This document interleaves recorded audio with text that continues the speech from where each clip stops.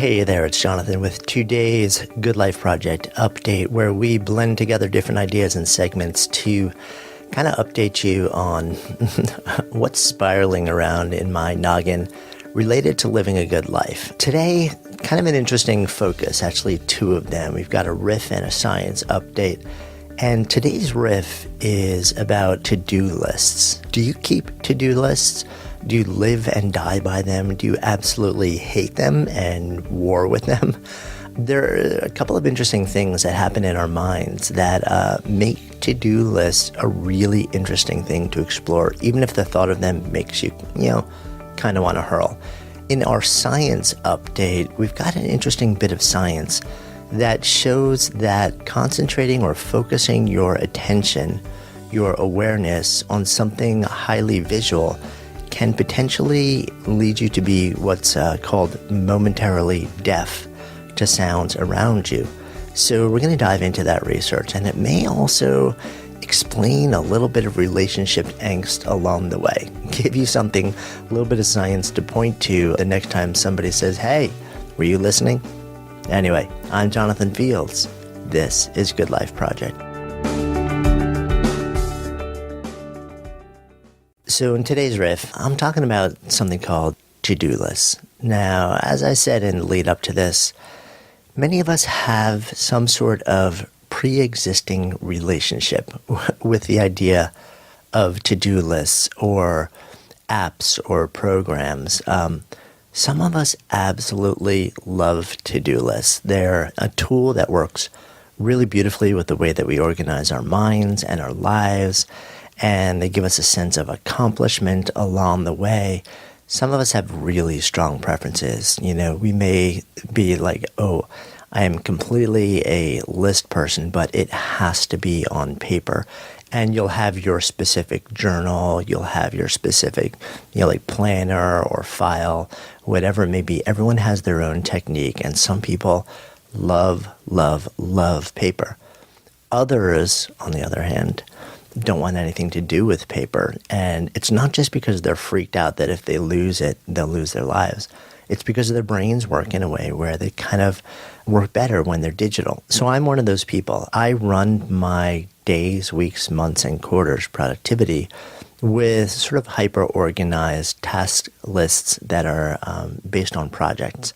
And I use an app. I've experimented with many different ones. The platform I use right now is called Asana. And it's really powerful because it allows me to segment what I need to do by topic, by priority, by deadline or due dates, and then kind of bang through it.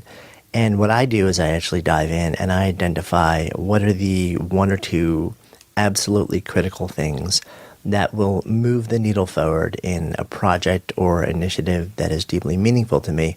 And I try and focus on those first. Does it always work? Not always. But that's certainly my intention when I do it. And here's the interesting thing about any form of task or to-do list. We tend to have love-hate relationships with them based on the way that we're wired. If you are somebody who's highly rebellious, if you are, for example, somebody who is one of, looking at Gretchen Rubin's 4 tendencies, a rebel, you're probably going to hate them because even if you created the list yourself, you're imposing some sort of order and priority on what you do. And you're just going to kind of feel the need to, hey, just be me and do whatever you feel is important on any given moment or day. If you are have a different tendency, you may love, love, love them.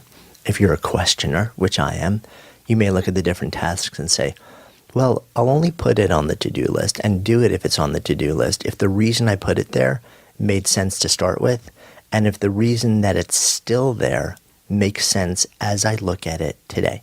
So we tend to have, different wiring around expectations and task lists. Regardless of your wiring, though, to-do lists or task lists, they can actually be really important and really effective on 2 different levels. One is the way that they relate to kind of an oddball wiring that our brains have. It's called the negativity bias, and I've spoken about this in the past. Fundamentally, the negativity bias is something that the vast majority of humans walk around with, And it is a wiring of our brain's default that wires us to go towards the focus, to draw attention to, and to sometimes not be able to let go of the negative side of life, the stuff that goes wrong. And within that stuff that goes wrong is the stuff that we, quote, should have gotten done but didn't do. We tend to see only the things that are left undone, and we tend to forget about or discredit the things that we actually have accomplished and gotten done. And because of that, that leads us into what researcher Barbara Fredrickson has called a downward spiral.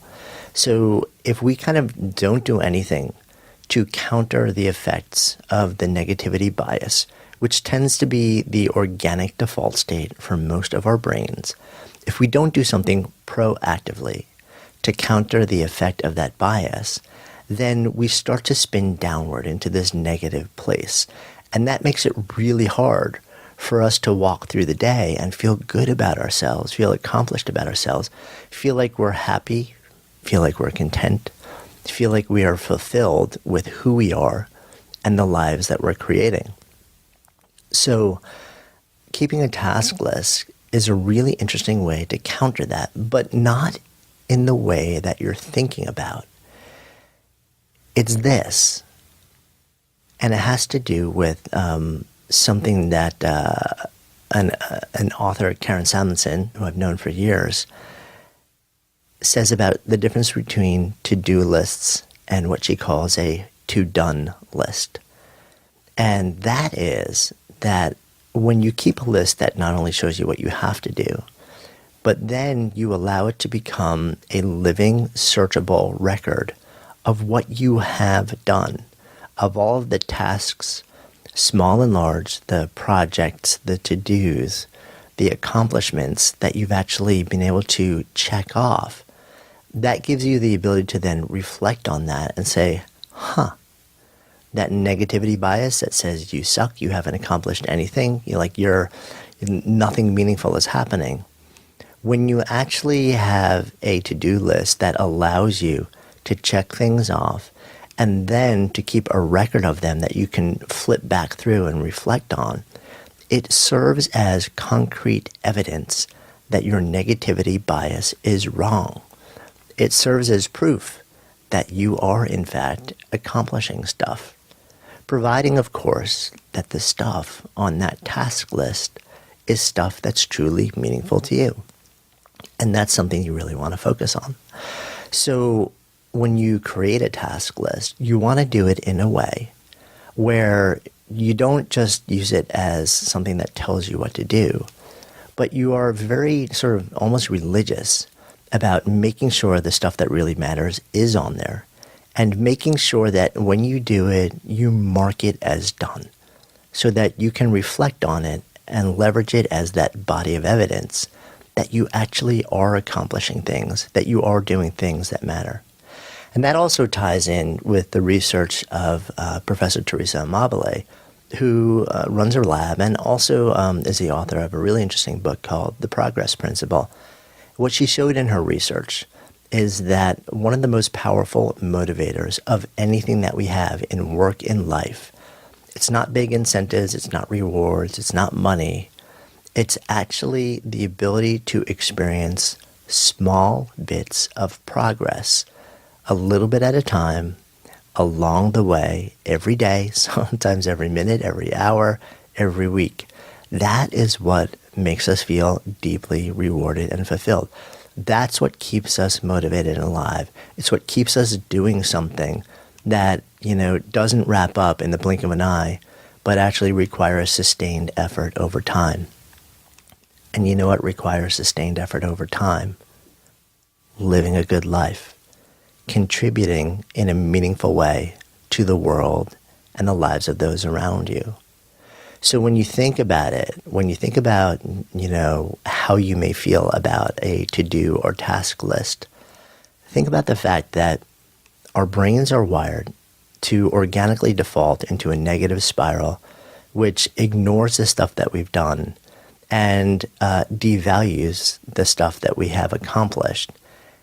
Add to that the fact that one of the most rewarding and fulfilling things that we can do is have a way to recognize and validate progress on a regular basis along the way, and make sure that you're keeping your task or to-do list in a way where you are recording everything meaningful and having a way to check it off, validating, noting, and keeping a record of all the stuff that you actually have accomplished. When you add all those together, even if you're somebody that doesn't sort of naturally default to being comfortable with the idea of keeping these types of lists or project accomplishment lists, task lists, or to-do lists, when you look at sort of, what it can actually do to and for you, there becomes a really powerful argument for keeping these in your quest to do really good work and to live a really good life.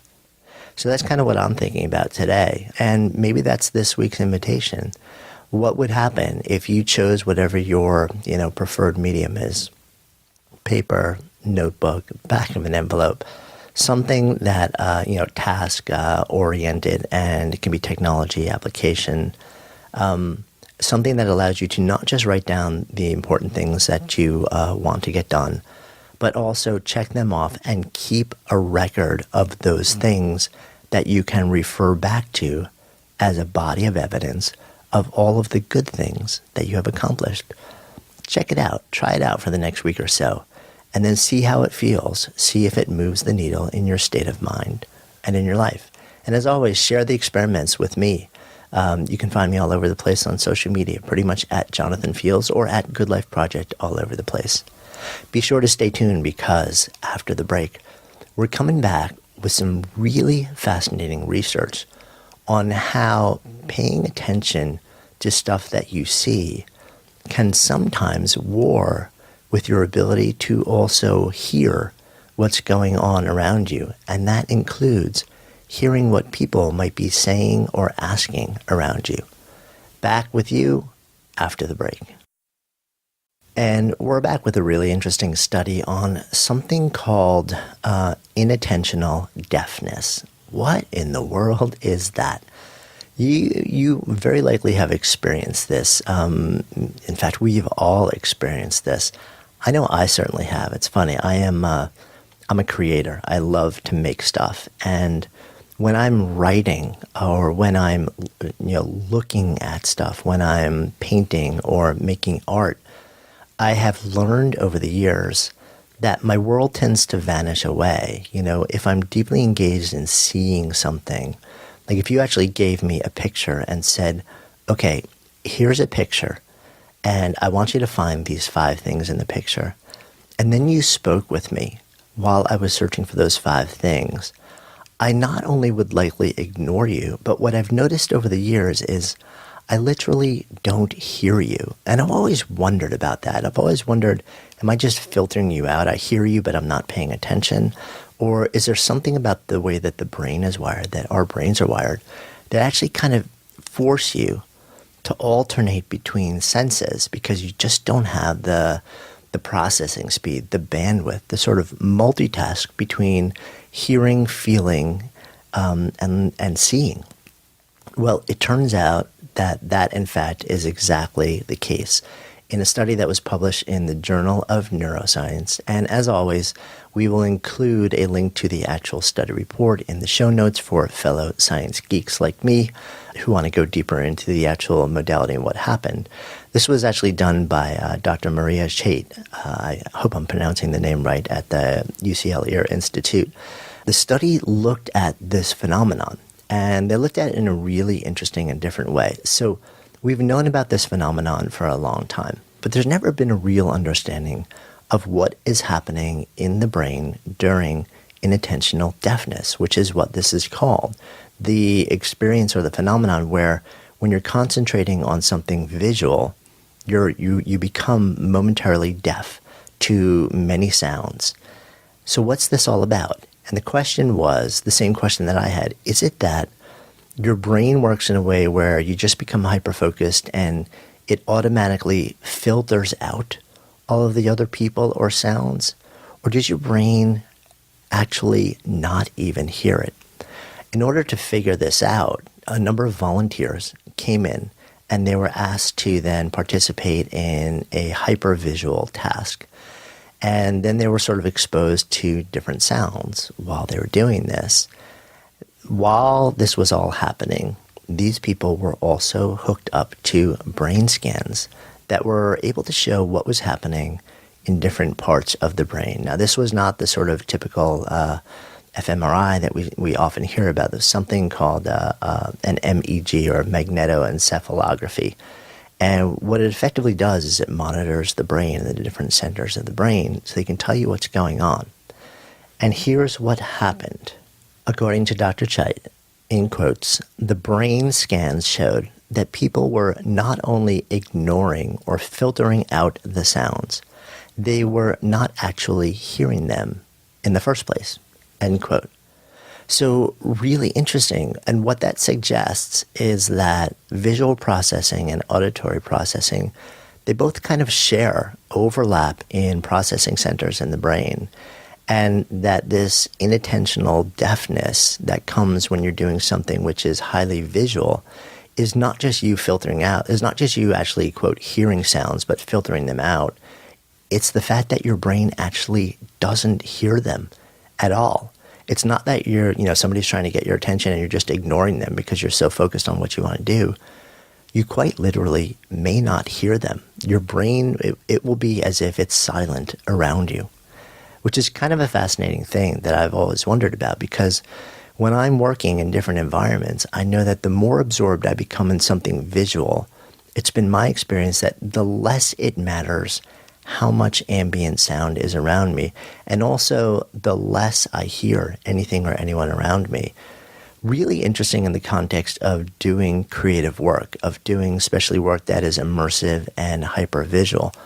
But it's also interesting in the context of how we are living our lives, because where are most people's eyes in an increasing percentage of the day these days? They're heads down, eyes looking at a phone, right? And what are you doing on your phone? It's not even that you're just scanning for updates.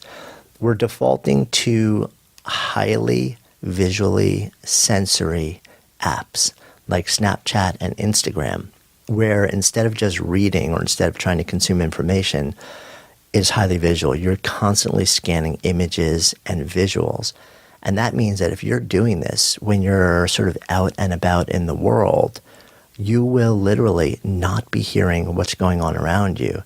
And that has implications both for your safety when you're walking around on the street and for the depth and quality of relationships with people around you who are not just annoyed by the fact that you're listening to your phone, but then when they start to say, can you just put your phone down for a minute so we can have a real conversation? You may not actually even hear that, which is going to lead to a cascade of even more anger and frustration. So something to think about as you move through your day, that, we tend to have to move between visual and auditory. And when we're doing something that is highly visual, our brain works in a way that it creates this experience of what is called inattentional deafness, where we stop hearing much of the world around us. That can be good when you need to really focus on one particular thing, but it also has some real risks and downsides as you try and do your good work in the world and create great relationships in the world. So I hope you found that interesting. As always, as mentioned, we'll include a fuller report on that in the show notes for those who are interested. We'll be back next week with some more fun stuff.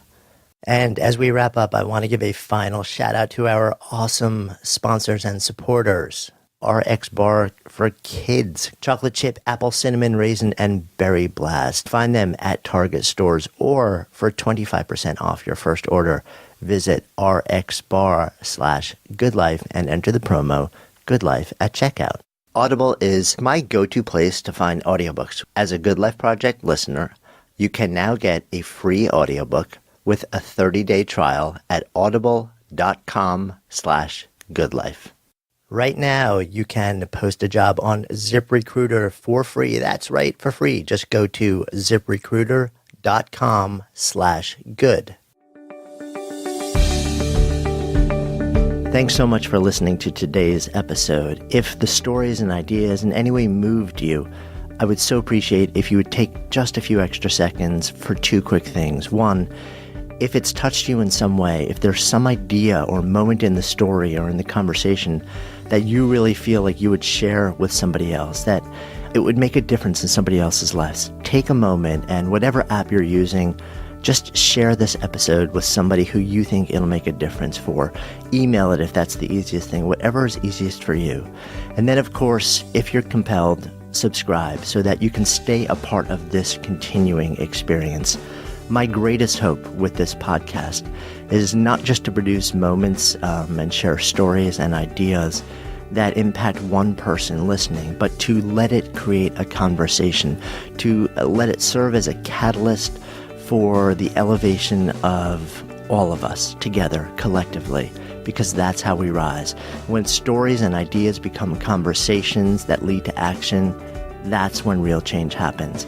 And I would love to invite you to participate on that level. Thank you so much, as always, for your intention, for your attention, for your heart. And I wish you only the best. I'm Jonathan Fields, signing off for Good Life Project.